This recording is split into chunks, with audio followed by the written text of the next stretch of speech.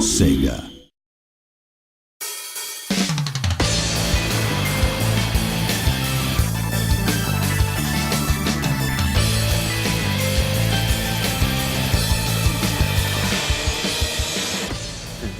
I joined Sega in 1993, so I'm going on my 19th year. Sega and Namco were the two giants back then. I applied to both, but just happened to interview with Sega first.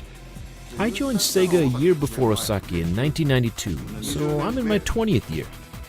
So the one project we worked on together side by side in the early days is Daytona USA, and since then, we've been a team. We constantly ask ourselves the question, in combat, what feels good? How does it feel? And I think the response has changed over time. To put it simply, we want the player to feel the character's pain. For example, when you do a roundhouse kick, your opponent goes in air. That body is pretty messed up with its face looking one way and the body facing the other direction. In real life, that would never happen. We were convinced that those motions would enhance the overall experience and increase the level of satisfaction when playing. That was and still is important to us. At the time when developing VF1, the number of polygons we were able to use was very limited. I mean, compared to what's possible today. The foundation was very poorly made.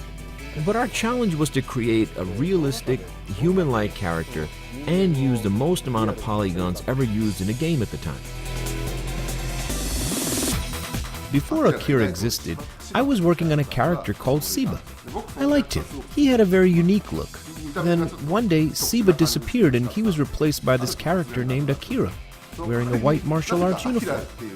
The only plausible explanation I can give is because Suzuki-san was really into Hakkayoku-ken at the time. I was told he replaced Siba with Akira because Siba ranked low in our playtest results. Rather than balancing the roster of characters, we put more emphasis on the elements that would make the characters cool and fun. The main concept behind VF3 was to have the players move around freely in the 3D field, so we added the fourth button to allow for that movement. In VF4, we ended up assigning that to the joystick instead. Adding the fourth button was fun in a way, but it was still pretty difficult for the players to handle. We came up with a tug-of-war-like mechanic where two characters would be linked together at their wrists. For example, when they're far apart, one would be able to snatch up the other, or you would shoot your opponent up in the air. We actually spent a significant amount of time and worked on it, but it didn't make the cut. One of the reasons why we didn't include Taka Arashi in VF4 is the motion system. We simply weren't able to express the character in the ideal manner. Another reason is we were pushing overall for a fast-paced, speedy game for VF4, and his character, due to his size and movement, felt somewhat out of place. We added him back in VF5R, and by that time, the technology we had supported the motion we wanted to express.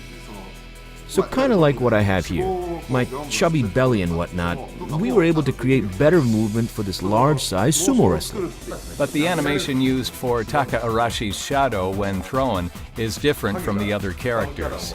Obviously, because he's a heavy-set character, we wanted to make sure that was expressed, and we created his own animation set for him. That itself was pretty challenging.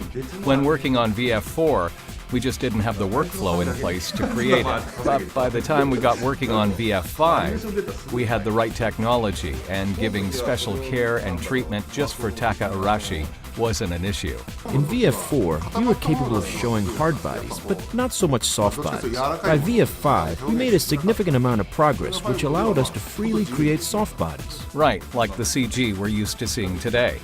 But I can't think of anything where I felt so strong about something and didn't make a game. As a team, we would come up with various concepts and ultimately decide which ones fit the game. With characters and stages, I don't think we stressed too much over which ones to use. It was a pretty straightforward process. In the end, we wanted to make sure our characters and the moves were easy to understand. So, for example, Jai-Kundo, Chinese Kempo, professional wrestling, and having a very well-built male character, a female character, and so on. Well, the good news is that this console release will be exactly the same as the last arcade version. It's actually a rare occasion because in the past, the overseas version of the games were a slightly older version of what was running in Japan. So I hope everyone is ready to take on the challenge.